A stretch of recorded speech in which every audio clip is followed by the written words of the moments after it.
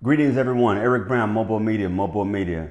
Hey, I've taken 10 cruises in the past 3 years. And I'm going to explain why I did that and some of the pros and the cons that I picked up from actually cruising. So it started in late 2022 when some family members asked my wife and I if we wanted to go on a cruise. And so we had never been on a cruise before, so we decided to go ahead and do it. The cruise took us to Canada. It took us to north of New York, Nova Scotia, the area up toward where the Titanic sank. And so a horrible time of the year. I think it was October. It was drizzly, cold, very pretty and everything up there. Don't get me wrong, but it was just not my cup of tea, that area. But that really sparked the bug in us. And so after that, in 2023, we came back from the cruise in 2022 and we just started booking cruises. And we went on a total of, I went on 8 cruises. She went on, I think, 9 for 2023. I went on 8 cruises. And the cruises, it went all over the place, man, all over the place. Everything from, I went from Alaska to Canada to, the Mediterranean, Asia, Greece, Europe, Eastern Caribbean, Western Caribbean. Like we were all over, seriously. And some people are like, are you nuts? 8 cruises, man. But I had nothing else to do, and I'm retired, and at the time, it was I just had that bug in me to do a lot more travel. As a military veteran in the Air Force, traveling is kind of in my DNA, and so after a while, sitting still, it's time to move around. But I want to talk about some of the pros and the cons of those 8 cruises. After 8 cruises, that's quite a bit of experience in a short amount of time, and I enjoyed it. It definitely took a toll on my body because my hip and legs, man, I was messed up after that. I ended up getting sciatica, man, because of all that, man, all the moving and everything. And so I'm going to talk about some of that. So first of all, I'm going to talk about the pros of those 8 cruises. So the 8 cruises, like I say, the cruises went everywhere from, they went to Canada, Alaska, Mediterranean, Europe, Asia. Hell, we ended up in the Philippines, Eastern Caribbean, Western Caribbean. You name it, man, we was all over the place. We were just all over the place. Some of the pros, I'm gonna talk about some of the pros of cruising that I picked up. Again, it's crazy because I'm considered a new cruiser, but I've cruised 10 times in 3 years. So I'm gonna talk about some of those pros. Some of the pros of cruising, I think one is the all-inclusive nature of cruising. Just like at any resort, all-inclusive resort, where you pay one fee and all the drinks and food and everything is taken care of. So you don't have to worry about credit cards and cash and pulling out money and everything. You just pay that one upfront cost and everything on the ship is free. Now, one of the things about all-inclusive, man, you can definitely get some deals on those all-inclusive deals. Man, you just got to get into the world of cruising, man, and start Googling and YouTube and start kind of getting an idea of which cruise line out there offers some of the best deal. But the all-inclusive aspect of it, I think, was one of the pros for me. That was one of the pros. Because on a cruise ship, man, you're already worried about, particularly our first time being out in the middle of this water like this and safety issues and things like that. Last thing you want to worry about is, paying for food and drinks and all the other stuff, man, that comes along with having to eat and drink every day. But all inclusive, I think, is a pro. The other pro for cruising, it's a cheap way to visit a lot of countries in a short amount of time. Cruising is a very reasonable cost way of travel. It affords you the opportunity to go to faraway places you probably would never have otherwise been able to go to. I mean, we went to some of the most beautiful places in Greece on cruise ships and in the Mediterranean. Not saying we would not have done it in an airplane, but in an airplane you would have been limited to maybe one location. With these cruises, man, sometimes we had like 7 ports in the whole cruise, man. The whole cruise. I think that was like a 10-day cruise. We have like 7 ports. But and ports means that's where the cruise stops and that's where it gets off and the little city or town or wherever you're at. Some of them are really nice. And, again, it's a cheap way to travel, with cruises because you can go to a lot of different places for a reasonable amount of money. And it's all inclusive, you know what I'm saying? And you're just moving along the ocean, going from place to place. The other pro, I think, from cruising is you meet a lot of great people. I've met a lot of great people on cruises. One of the things I want to give a shout out to Norwegian Cruise Line. They did something that I was actually thinking of it, but then I guess the veteran spirits were talking because Norwegian came up with it. And I was saying, why don't they have some appreciation for veterans that on these cruises. 'Cause I know there's a lot of veterans on cruises. Veterans like to move around. I'm sure a lot of Navy veterans are out on cruises, do a lot of cruises. They like to be on that open water out there. But I was saying how nice it would be to have an appreciation for the veterans. And there you have it. Norwegian came up with it. And I'm not sure if they're the first one to do it, but they did a damn good job of it. They already know you're a veteran when you sign up because they ask you that, because obviously you get veteran discounts. But when you get into the room, you actually have a packet, a veteran packet, with a coin from the ship's captain, a certificate of appreciation, a mock certificate of appreciation, military appreciation. They got like a set of orders in there where they tell you to be at a certain place at a certain time. And what that was for a social, light food and snack social that we had with a group of great veterans, man. I mean, I think it was just an awesome event. And the captain came down when I did it on the cruise ship, Norwegian. The captain came down with us and had drinks with us and ate with us and talked with us and everything. Got to meet all of the veterans. And there was probably, man, at that time, there was probably like 25, 30 veterans. But we chopped it up, and there's something about a veteran, if you don't understand. Veterans have a unique relationship. And so once I knew those veterans on that ship, it's like I kept seeing the veterans on the ship, and we'd give each other the nod or the hands up or whatever. But that's another great pro, I think, for cruising, is you meet a lot of great people. And you meet people from different countries, different nationalities, even the staff on the cruise ships, man. You meet a lot of great staff members on those cruise ships from a lot of different places. Philippines, Indonesia, the Caribbean, Jamaica, you name it, man. The staff on the cruise ships are from everywhere. And so you meet a lot of great people. I think it's a great opportunity to network too, because we actually ended up meeting with some nice business people here in Texas, where we are, out of Houston. That was nice enough to give us their card, let us know if we need anything from the products they offered, and hey, reach out to them. But they were also willing to kind of show us a rope if we ever wanted to get started in some sort of small business. So a lot of great people on these cruise ships willing to give a lot of good advice. So it's a great time to network. And the last pro I have for the crew being on a cruise ship is just the freedom. It's just the overall freedom of being out on the open water, man, and just someone else is in control.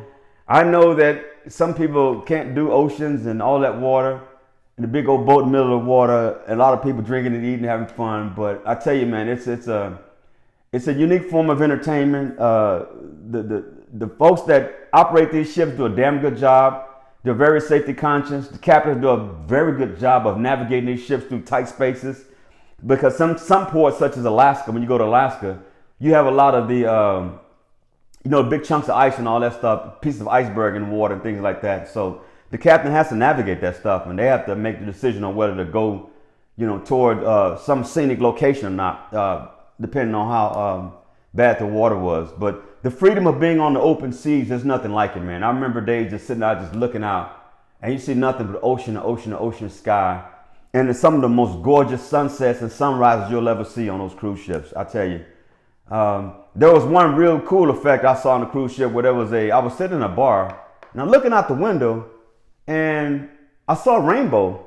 It was a rainbow, and it looked like the ship was like headed through the rainbow or whatever, but obviously that's just a illusion. But it was just interesting to see that out in the middle of the ocean, a huge rainbow, and the ship was like going through the rainbow. It was the most amazing thing.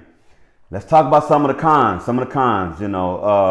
I will say before I go to the cons, there are more pros than there are cons, but obviously we got to talk about the bad. So for the cons, I got here, not for people who don't like crowds and be in close quarters and in close confinement with other people. If that's not you, then cruising is not for you, because it's pretty close quarters. I mean, you talk about some of the cruise ships we were on held 5,000 people. 5,000 people on the ship. And that 5,000, sometimes it can include the 5,000 plus the crew, or it can be 5,000 without the crew, and with the crew it's an additional 2,000, 7,000 people. So yeah, a lot of people can be on these ships, and if you're not the type of person who likes to be in close quarters with others and being, too much personal space, then cruising may not be for you. If you're a germaphobe, cruising may not be for you, because I'm telling you, it's almost like a petri dish out there. That's why I'm very careful on the foods I eat when I'm on those cruise ships, and very, very careful about what I put into my stomach. And I also take supplements when I go out to make sure that my stomach lining is strengthened out there, because you run into some crazy bugs out there on these ships. So it's not for those folks who are claustrophobic or have issues with confined spaces. One of the other cons for cruising, I found this out firsthand. I didn't know what the hell was going on. It's seasick. It's seasickness. Some people don't have an issue at all with cruising. Seasick is nothing. When it first happened to me, it was on that first cruise. I couldn't understand, man. It didn't just hit me. It just kind of like, I can't explain it, man. It was like a colicky feeling, like a sick feeling in my stomach. And I didn't understand what it was at first. It didn't dawn on me it was seasick, because seasick, you think you're very sick and you're throwing up and you're moving all over the place.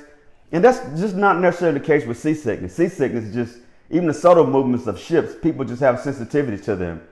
But what happened with me, I felt really, really like sickly for some reason. I would go to a restaurant, and I want a glass of wine or something. And that's when I noticed something was going on, because anytime I drink alcohol, I felt sick to my stomach. It's like, I felt sick to my stomach. And I think it was because of the alcohol, already. It can be rough on the stomach already. And then you're out there seasick and your stomach lining is like, what the hell's going on? You try to ingest that alcohol. Now you got some alcohol sloshing around in some weakened stomach linings. So you got a bad mix, man. And so my stomach I would drink alcohol, it would burn sometimes, and it would just feel like I'm gonna throw up. I couldn't even finish a glass of wine. I was like, I found myself having to try to force some wine down. Not like an alcoholic, but I want to get a buzz on, man. I want to have a good time out by the pool or whatever. But I found that once I was able to do that, get past that seasickness, I was okay.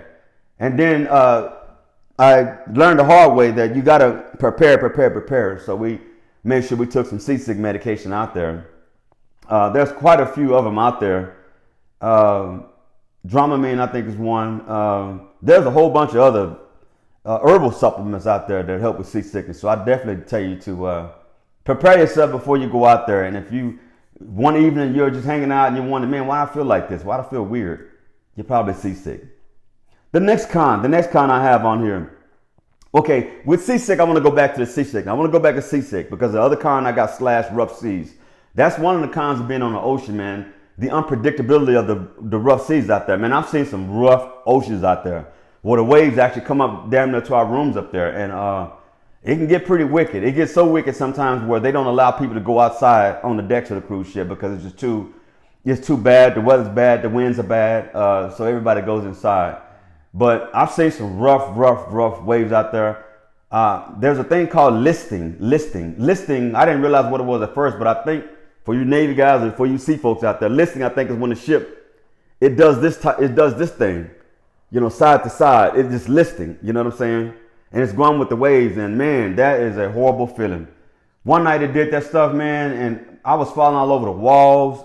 There were a lot of elderly people falling all over the floors and walls because on the cruises, there are a lot of elderly people that, surprisingly enough, that take cruises. And I asked a person about that, and they broke it down to me like this. They said, Eric, what else are they going to do?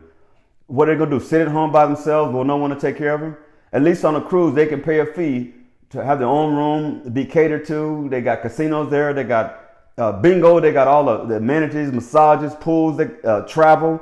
So I started thinking, man, when I get older, that might be the way to go, cruising, because I mean it's one-stop shop for living basically.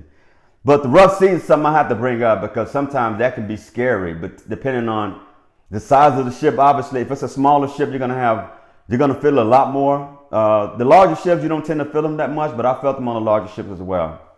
So on to the next one, the next con. The next con I have is after a few days, smell and dirty. That's what I have here. After a few days, smell and dirty. And what I mean by that, as you can imagine, a cruise ship, let's say a cruise ship has, I'm going to say 4,000 people on it.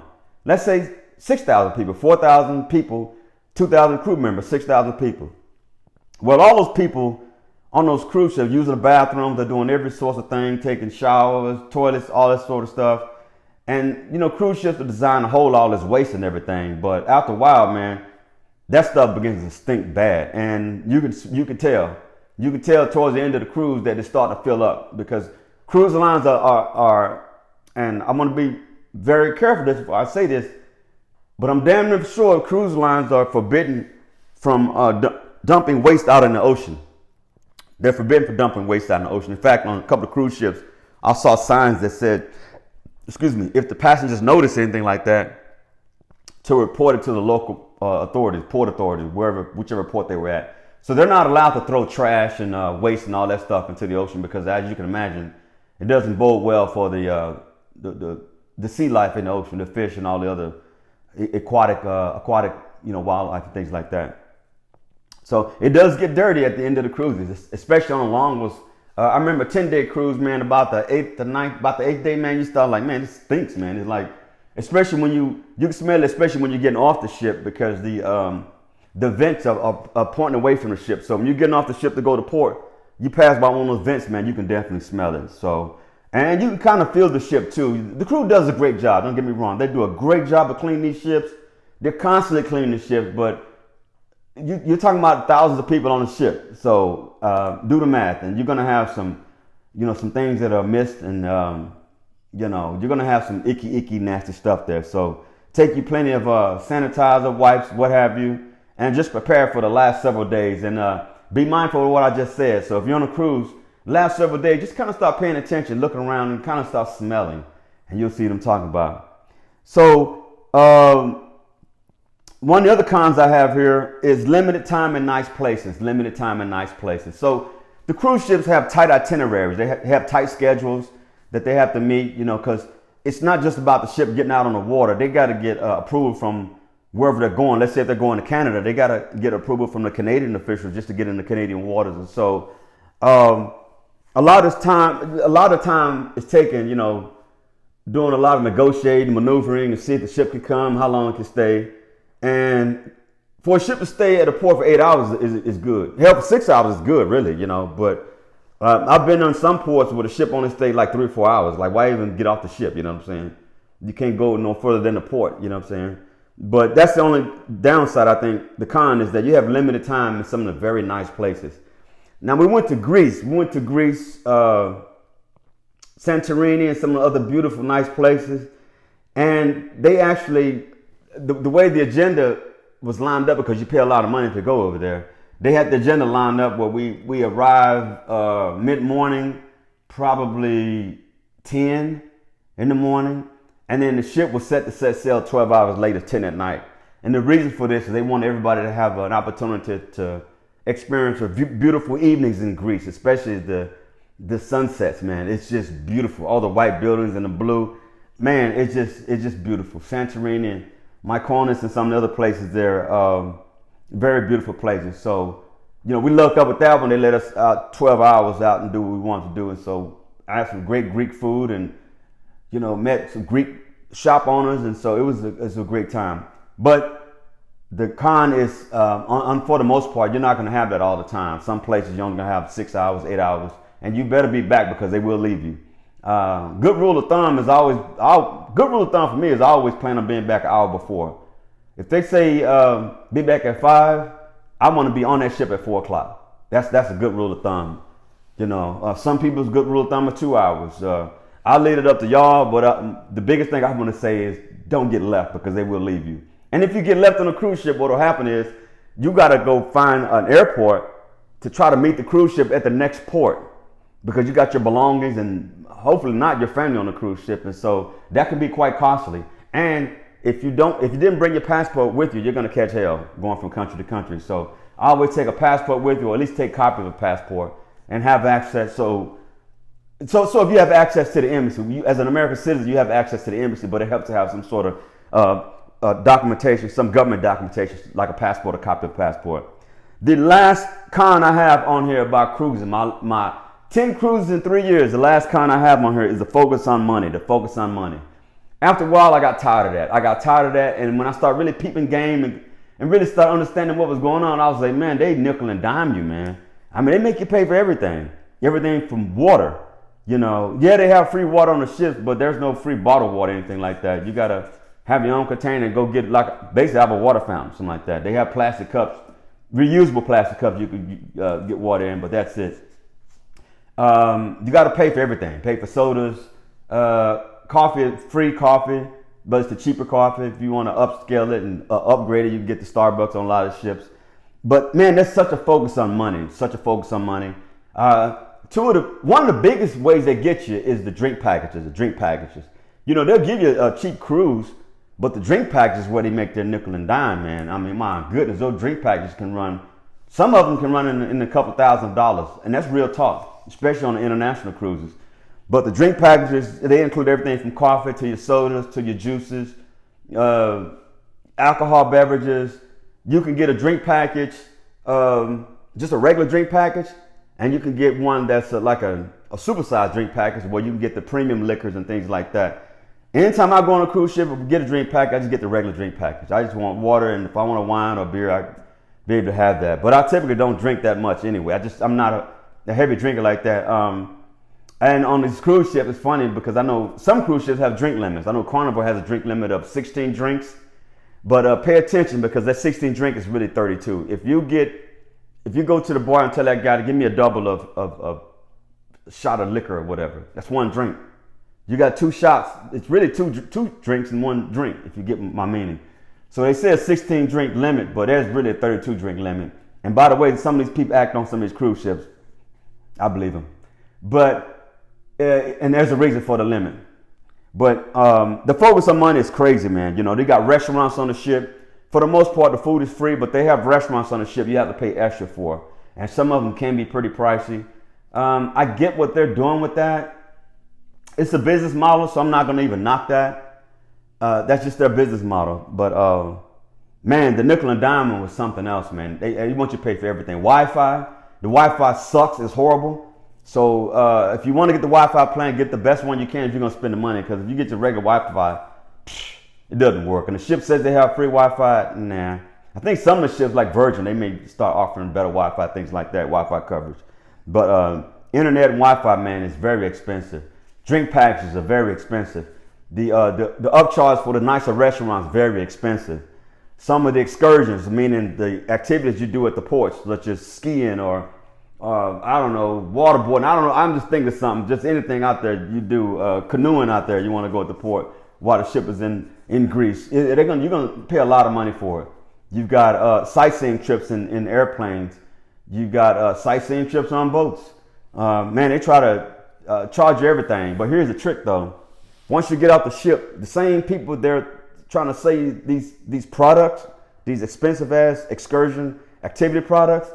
Some of these same people are sitting right outside the ship waiting on you at a very much discounted price. You can definitely negotiate and get a good deal on some good transportation, some good trips, and some good experiences with some of the locals. Just be mindful that you do it at your own risk, because the ship is not at fault if this guy takes you somewhere and doesn't bring you back. So just be mindful of that. So that's it with my pros and cons for my 10 cruises in 3 years. And I only cruised 2 cruise lines. I've only cruised Royal Caribbean and Norwegian Cruise Lines. And so between the two, I can't say which one is better than the other. I probably lean towards Royal Caribbean is better than the other one, because Royal Caribbean seems to be kicking out more and more new ships. And so, yeah, man, that's it. Pros and cons of my 10 cruises. So if you haven't cruised, try it. It's not for everybody. It is a very reasonable way to travel. You can see a lot of very beautiful places with the limited amount of money. So with that, this is Eric Brown, MOBO-Media. Happy cruising. Y'all take care. Bye-bye.